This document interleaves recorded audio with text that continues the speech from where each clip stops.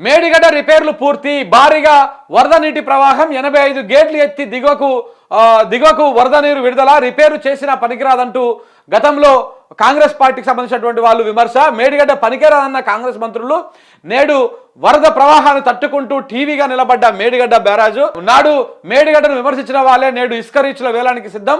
800 కోట్ల దందాకు భారీగా స్కెచ్ చేసినటువంటి అవకాశం కూడా కనపడతా ఉంది.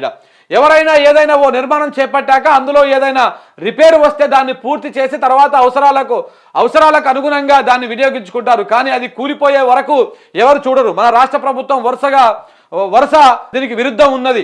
కోట్లాది రూపాయలు వృధాగా పోయినా పర్వాలేదు, కానీ దాన్ని మాత్రం రిపేరు చేసేందుకు ససేమిరా అంటారు.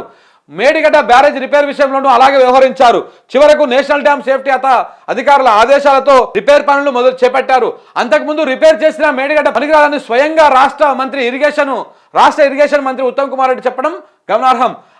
అయితే ఇప్పుడు ఆ రిపేర్లు పూర్తయి వరద ప్రవాహం సాఫీగా సాగుతున్న దృశ్యాలు అక్కడ దర్శనమిస్తా ఉన్నాయి. చూడండి, నీళ్ళు వస్తున్నాయి, పోతా ఉన్నాయి. ఆల్రెడీ ఈ నిర్మాణ కార్యక్రమం కూడా అయిపోయింది.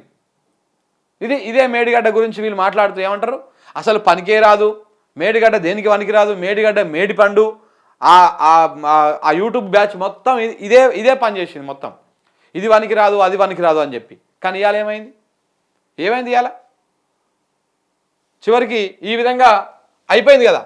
అంటే నువ్వు పని చేసి ఉంటే, ఒకవేళ కనుక ఇదే పని ముందే చేసి ఉంటే మనకి ఎండాకాలంలో ఆ తిప్పలు వచ్చేటిది కాదు, ఆ నీళ్లు లేక ఆ గోస పడేటిది కాదు, హైదరాబాద్కు కూడా తాగునీళ్ళు రాక ఇబ్బందులు పడ్డటువంటి దృశ్యాలు మనం చూసేవాళ్ళం కాదు.